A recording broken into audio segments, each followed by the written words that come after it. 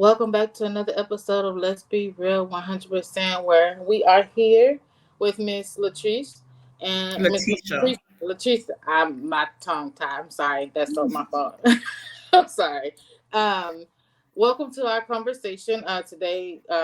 Basically, our conversations. This podcast is based off of allowing people to know that they're not alone in the things that they go through. To know that there's a community out there that are willing to help one another. So again, like I said, I usually open up with the icebreaker. So my icebreaker for you will be, since we are in the holidays, what is your best part about the holidays? So I am not in the States. I'm actually in Portugal. And I Ooh. don't actually celebrate Thanksgiving. However, I used to live in the States. It was my very favorite week. Like this week, the lead up to it is my Right. favorite. And I would say from those days, my favorite part was eating all the good I'm with you. I'm with you on that. I'm waiting on the meals. I'm like, Mom, you cooking yet? Like, what we doing? Like, I haven't been eating all week long. I'm waiting, just waiting. So, but yeah, Mhm. I love it. I definitely, I love Thanksgiving. I'm not really a holidays fan either, really too much. I'm just grateful every day, pretty much. I find things to be Mhm. thankful for every single day. And as far as like Christmas, I can give you a gift any time of the day, so it doesn't really have to be that way. But it's definitely, I'm definitely grateful that you are here with us today. You can go ahead and start by telling us a little bit about yourself. Sure. So I am an empowerment coach and I am moving into advocacy for domestic violence survivors. I was a survivor at the age of 21. And I, you know, entered into a relationship very early in life. And one of the biggest things that I like speaking about is almost the forced silence that Mhm. victims experience because there isn't enough empathy for Yeah. victims. And there isn't enough safe spaces for people to open up to what is going on in their life, so, and that's very important for me to just bring awareness, get people to think differently Mhm. about how they handle victims, Mhm. because oftentimes victims don't get help simply Right. because of how they're judged. Yes. I can definitely I can relate to that. As far as not being able to open up, because again, there's a lot of spaces that are not safe, and then you know there's spaces that just people who just want the money that comes out of it. They're not like really passionate about really and truly helping the person that is in need. So like when you went through your process or whatever you're willing to share, how did you get through it? Like, what was your mind, and how did it lead up to those things? So I entered into the relationship that I was in at 14. I was running away from parental neglect. I Mm, wanted someone to see me, right? Which I think allowed me to be vulnerable to this man who at the time was twice my age. So when I started in the relationship with him, he was 28. okay. Um, I was controlled from early, but I couldn't see it because to me it was this guy showing me attention, Yeah. everything that I want that I'm not getting. Um, I thought that was love, and I end up marrying him, even though the relationship was abusive and I was aware of the abuse. Like the very first time he put his hands on me, I left. I broke up with him and I left. Okay. Um, but I ended back up in that relationship with him because of what was going on in my household. That Okay. was my escape. As bad as it was, Right. that was my escape. And when I was 21, after being married for 2 years, he stabbed me one night. And I think that was the realization that I really was in a dangerous situation. I was really in a dangerous situation. And being aware that if someone truly loves me, Mm-hmm. they aren't picking up a knife. Right. You know, they're not going to threaten my life in that manner. Right. And I laughed, I went back, I laughed, I went back. But I think always knowing the fact that this man who claims to love me essentially tried to kill me was what allowed me to exit that relationship. When I told him I wanted a divorce, Mm-hmm. that's when things got really dangerous, because I think at that point he realized that he lost control. He Right. stalked me. I had to get a restraining order. And I, in a very naive way, thought that by leaving, it will all be over. Right. You know, but it took me 10 years to rebuild my life. And those 10 years was 10 years of heartache and heartbreak, because I ended up in very similar relationships. I wasn't being controlled, but there was still some level of abuse there because I didn't know who I was. So I tolerated a lot, you know, and because I didn't have safe spaces to share with people what was really going on, I just lived in shame. You know, I ended up in a relationship with an addict who was married. I didn't know. I was with this guy for 3 years, living with him. Oh, wow. And I couldn't escape because I just left this almost 8-year relationship that was horrible. And now I'm right back in another horrible relationship. I didn't have anyone to go to and share my experiences with. So I had to navigate that alone. And it wasn't until I ended up getting arrested on my job because of something one of my boyfriends had did that I realized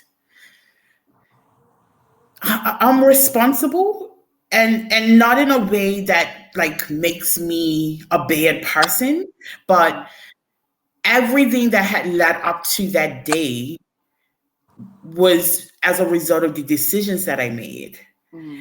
Right. And before that, like I would happily say I'm a victim. You know, I've been through this. Right. But it was this reality that you made a decision that got you where you are today. And all of your life, you've made decisions. And it wasn't until I was able to take ownership for my part. Right. Like I wasn't responsible for the abuse. Right. I wasn't responsible for the manipulation. But I didn't know myself enough to know what I wanted. And that was my responsibility. Wow. Wow. That's I've never heard that in that way before. I've always, you know how people always say, well, it's not your fault, it's not your fault, it's not your fault. And they take that, which is right. It's not your fault. But at the same time, like you said, you know, the decisions that you made as a young person, not knowing who you were, your true identity, you know, you ran away from it before you can even find out what it was. And you know, swept under somebody that you know, of course, you know, thought loved you. So it's like you didn't really have time to really even like get molded to where who you really were. So you was created into something, into a abused victim. And like, and that says a lot to where you said, you took responsibility of your part. You know, I did this. I ran away. I didn't want to be a part of this toxic, you know, thing that was going on here. So I just ran away and just found something, you know, and then whatever they did added to the stuff that I already did. So I've never really heard it like that, which makes total sense. So like when you were going through all those relationships and stuff like that, like what did you do? Like how did you start realizing that you really needed to, you know, get away and start something fresh? I think all of these situations that I have found myself in, I always, in the back of my mind, felt like I shouldn't have been in them. right? Like you know, but I think when you don't know yourself, you settle for what you don't deserve, right? Right.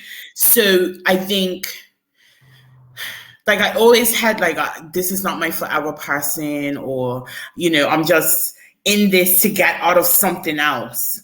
Right. And I think once I made that realization, it was about me spending time getting to know who I was, what my values were, what I actually wanted out of life, right? And I'm always like, I'm an alpha female, right? I'm a person that always takes control. And I think that it was that realization that by being a victim, I'm actually giving away my control, right? Like, I'm resigning myself to the fact that life is happening to me and I'm not happening to life. And for me, that didn't sit right. I want to be in control of my life. You know what I mean? So for me, it was just really just spending time getting to know me, and in that process, getting to know what I didn't want. So and then being able to set boundaries so that I didn't find myself back in these situations. Right.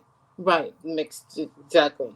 So, like, what did that look like when you started to, set those boundaries and get to know you? Like, how did you even, how with an onion, you gotta peel off all the layers and you're gonna cry every layer. So, like, what did it look like for you to have to go through all of those layers to get back to, the real you, to learn who you were, the values that you had, the things you like, dislike, get to know you all over again? That 14-year-old girl before she left home, pretty much. Painful. I mean, there is this level of honesty that you need to give yourself. Right. And that was something I had to learn to do. Like, every day in life, we lie to ourselves. And I don't think sometimes we realize that. And I just had to stop lying to myself. I had to challenge myself. I had to commit to myself. There were things that I wanted to do in my marriage. Like, I wanted to go off to college. I wanted to do this. And this man is telling me that I couldn't do it. Mm-hmm. So now I have to commit to my own dreams. And in doing that, I had to challenge myself to not give up, to keep going, to put myself first, which is something that I had to learn how to do. Yes. Right.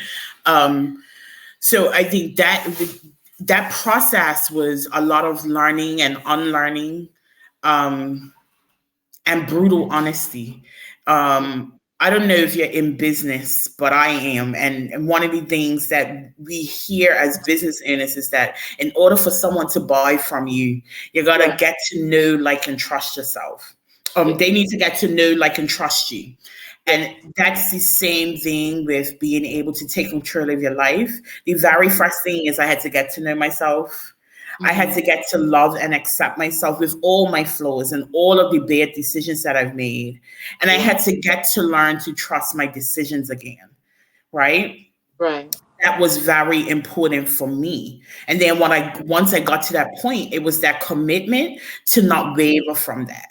If this is not going in the direction that I want to go in, right. What's the point? What's the point of going wasting another south on I-95 when you gotta head north? It's a waste of time, right? So, and that was that realization. If I'm truly in control of my life, I can't stop. I can't allow people to make me a sideshow in my own story. Right. Wow.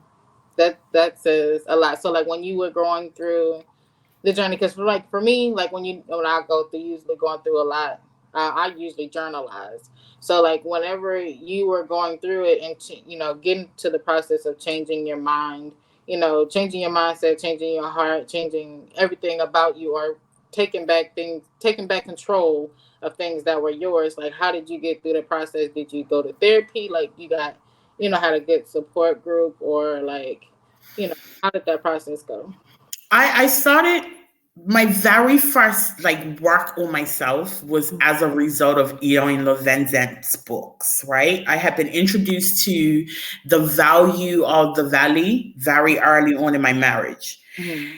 And then right around the time that I really realized that I needed to make a shift, this was like 2010, she had released Peace from Broken Pieces. Mhm. And I read that. And then I went back and she has a lot of her books have like companions and journals and workbooks, right? So I started working through that. But then I also worked with a coach. And I think like having that accountability to myself was important. Yes. Having somebody to hold up a mirror to me was important Yes. too, right? Like to get me to stop telling myself lies and believing them, Yes. right? Right. Those were the two major things for me that really helped me move forward. And it motivated me because like, I'm not going into a coaching call every week and telling you I haven't done what I told you I was Right. going to do, right? So Right. for me, those things really helped move me forward. Wow, that's amazing. That's definitely amazing. I used to watch Hayana all the time when she would take people through and make them really realize what they really was looking at. Like it definitely, I know it helped a lot of people as well. So like so now that you are, so you said it was 2010, if I'm not mistaken. All right, so like within the last 13 years, like where like I guess like where do you feel like you are now? Do you feel like you're still in the in the peeling state, or do you feel like have you overcome different things? And how did you get there? So you know what? I don't believe that healing is a destination, right? I believe it's an ever evolving journey. Yeah. I've grown since 2010. I've changed since 2010. And a huge part of my process still is making sure that I know who I am today. Because I'm different from what I was yesterday. My experience yesterday changed me. Right? So it's being able to stay present with who I am and making sure that I'm aligned with what I want. I don't have time to waste anymore. You know, Right. It's really making sure that I'm intentional, that I'm showing up in a way that I can be proud of. And now I have children, I'm married. My children motivate me a lot. Number one, because I don't even want them to walk an inch in my shoes. Right? But then also I have to be conscious that I'm showing up in a way that they can emulate and I'm proud of it. Right? Makes sense. Because whether we like it or not, we become our parents unless we change that cycle. And I had to see at some point where I was like my mama, where I was like my daddy, what I didn't like, so that I can change it and be a better parent, you know?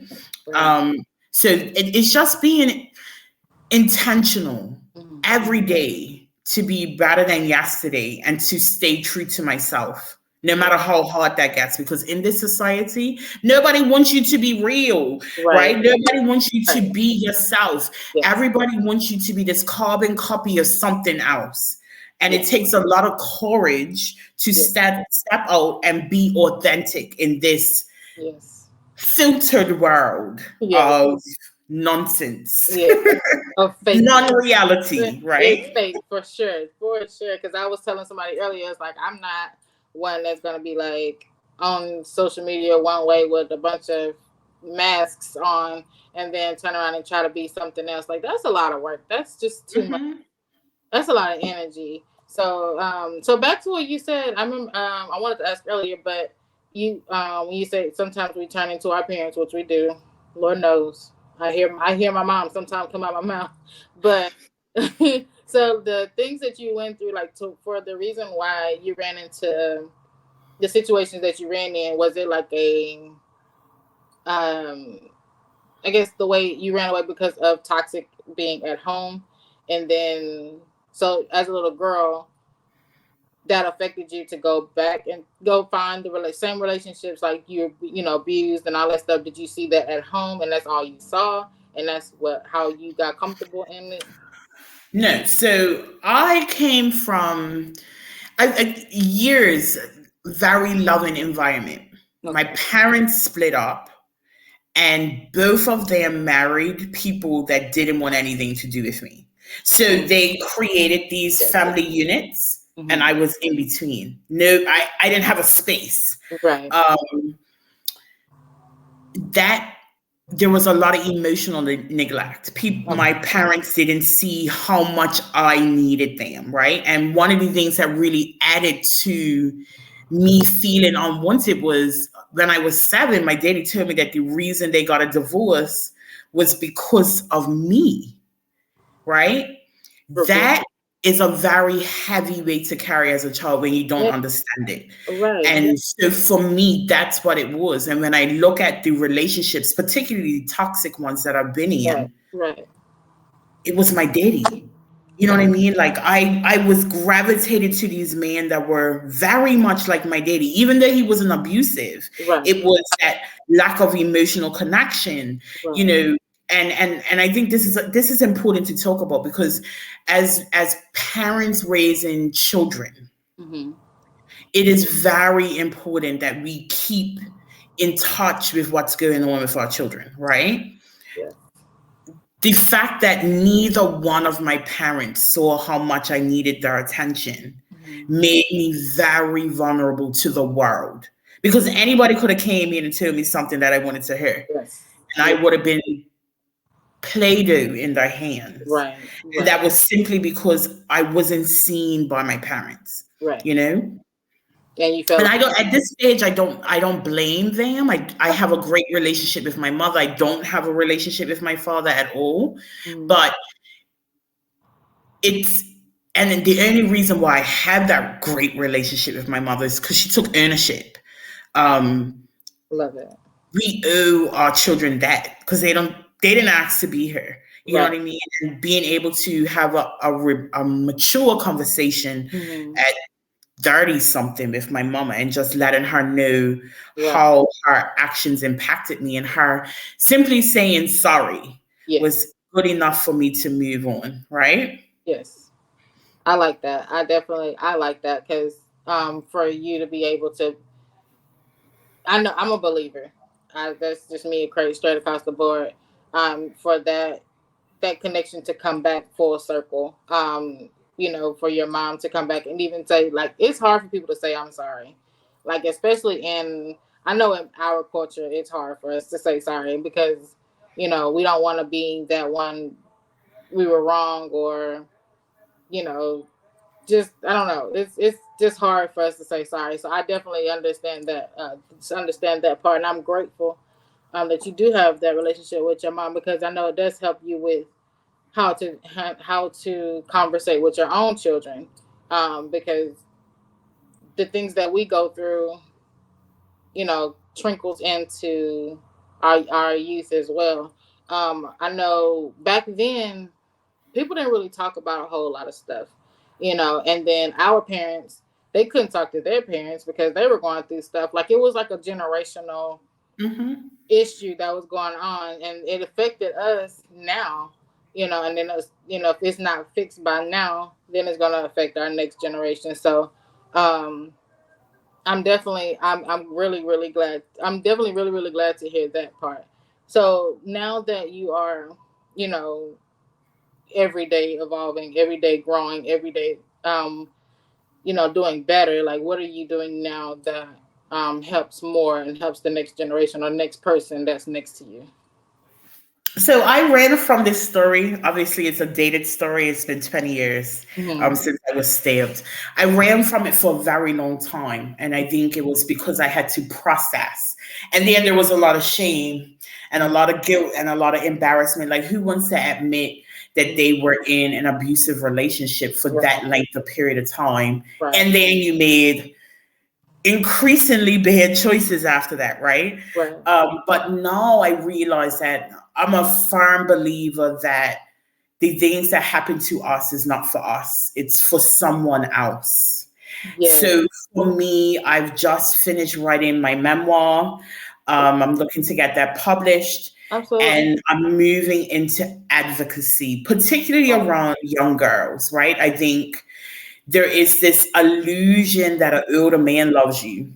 There is this illusion that there's something better out there. And it, like, for me, it's like, enjoy your childhood. You have plenty of time to grow and mature. And I just want to be the advocate for those who don't have the courage to speak, right? Because this is going through domestic violence. It's a very silent, isolating place. Yes. And I want to be, I'm strong enough to be that voice for people who don't want to speak up. And like, I want to bring this to the forefront because it's very current, right? When Cass's lawsuit first came to the news, a lot of the narratives were, she's lying. Right. She just wants money. Right. It takes a lot. It took me 20 years to tell somebody what I went through. It takes a lot for someone who has been under that level of abuse to speak up and advocate for themselves. And the reason why a lot of us don't is because we aren't believed, we are blamed, we are ridiculed, and it's not cool. Like, as women especially, we need to support each other. Yes. Because it's hard out here if you're alone. Yes. So for me, that's my main focus in this moment, just building advocacy around the damaging effects of victim judgment. And then the damaging effects of not creating safe spaces for people who do speak up. Wow. I have said that for many years, that our story was not meant for just us. It's meant to help others, that really do need it. And like I said earlier, I know God knew us like way before we were born. He knew the steps that we were going to take. He knew the mistakes we were going to make and everything. And he created us now that we're strong enough, like you said, strong enough to actually be bold in what, in our voices, to speak for other people that cannot speak, or afraid to speak, anyway, and then help them walk. Well, because we gotta crawl before we walk. So if we gotta help them crawl, let's help you crawl, so we can get your legs strong enough to stand. And once you stand, we're gonna go full sprint. We're gonna help your voice, get louder and louder and louder, so that your emotions won't take over you, your fear won't take over your life, so that you can overcome it. Because that's what I feel like we all are leading up to anyway, is to be overcomers of a whole lot of things in life. But if we do have that opportunity to have a safe space, that opportunity to be able to open up to someone and say, be naked before them, to tell us the real story, the real them, because we are real people with real problems who need real solutions, and not this fake stuff, not these people who just want money, not be medicated up, just so we can suppress all the feelings. But we really do need a sense of freedom. So that speaks volumes when now that you want to be an advocate for those who cannot speak, because it's a lot of them out. It's a lot of people out there. 1 in 4 women experience domestic violence. Right. And most of them are silent. Yes, silence. And I feel like most of it, it's, shame, like you said, shame, fear, and not being able to find that safe space, because we have been judged. We have been put down. We've been put down for years. Why would we want to come to other people that think there's a safe space and get put down again and get just stripped a whole nother layer of our voice all over again? That's like, why would you want to do that? But to know that someone is out there advocating for our youth, and even us older people, there's people, our age and still silent, after years and years of, being abused. So just to know that you're out there and other people that are connected to you and with you, building this community is definitely a blessing to hear. Definitely a blessing to hear. So like, what are your next steps after, what are your steps to, I know you're writing a book, you're memoir, right? How long, like when you started writing the book, was it hard or was it like Oh, yes. It was the hardest thing I have ever done in my life. And I've given birth.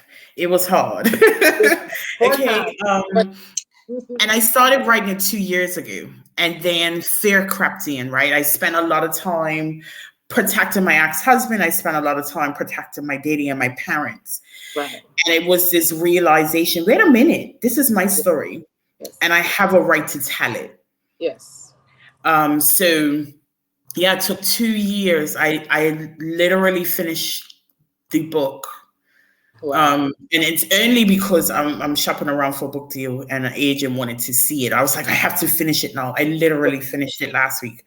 After 2 years of writing and pausing and second guessing myself. Yeah.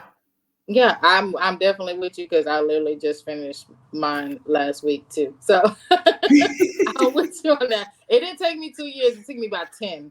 Only because again, that shame and that fear, of what people will think about me when they read it, because you're gonna know who I am vulnerably when you read it. And then when you read it, don't be surprised if you see your scenario in there as well, on how you affected me, because I don't, there's no point of sugarcoating this. I always been sugarcoated enough. Let me just be real. Let me be free. And as I was writing the book last week, typing it up, I was so anxious to get it done. Like you, like, I need to get this done. I've been dragging my feet this long.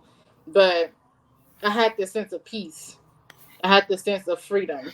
Like this is not a chain around my neck anymore. You know what I'm saying? It's not, not locked up anymore in my fear and my own thoughts, because it's on because I'm the loudest person in my head. You know what I mean? So I'm with you. I'm with you on that. I'm glad it only took you 2 years though. 'Cause it took me 10. You know what I mean? But we're here now. We're here now, and now we just gotta, just put it out there and just let it be. And then also again advocate, speak up, stand firm on, be confident in who you are and whose you are, because your past is not who you are anymore. You know what I'm saying? The people that had control over you is not you anymore. You're like, you don't even phase me no more. Like, I'm good. Like, you made me who I am. You made me a strong Black woman. Okay. That's what you helped me to realize what I really was. So I'm excited. I'm floored. I'm excited, and you gotta let me know when the book comes out, when everything comes to play, because I'm definitely gonna support it. I'm definitely gonna boost it. So I appreciate that. absolutely. So like, what? So do you have any, like, last words of encouragement to for that person who's out there who is going through the same thing you went through or similar? What advice can you give them to, become as strong as you or better? I think it's just important to prioritize getting to know you. And I think once those pieces fall into place, other things will fall apart because you then become committed to who you are as a person, as opposed to needing validation from someone else.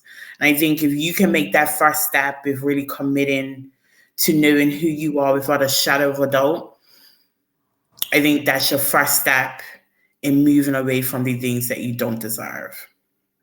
Absolutely. I definitely agree with that. And then to the one who have tried before and feel like they failed more than one time, and they feel like, this is just what this is for my life. There's nothing else I can do. Like, what would you tell that person? So life has a really funny way of making sure you learn a lesson. Definitely. And I always say that if at first you don't learn, you'll Yes. be taught over and over again. So if Yes. you are finding yourself in repetitive situations, you need to step back for a second, Mm-hmm. ask yourself, what is the lesson here? And learn it. Because if not, that's gonna be your life, girl, until you get it.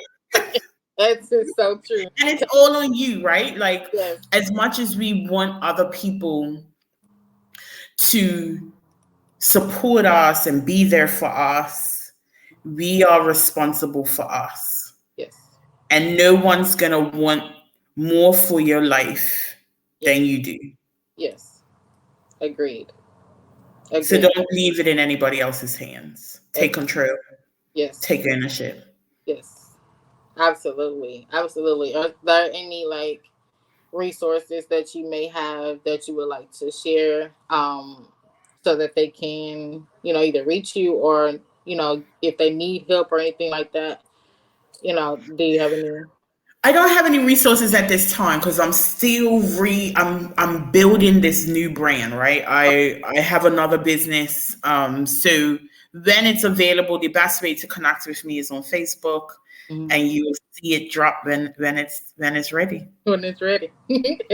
Definitely. I'm definitely gonna follow so I can stay stay in the loop, because I want to be able to help you advocate for those who are the unspeakable, the ones that don't have a voice as well. So I'm here for you. And this is, like I say all the time, for me, I can tell when I have a lifetime friend.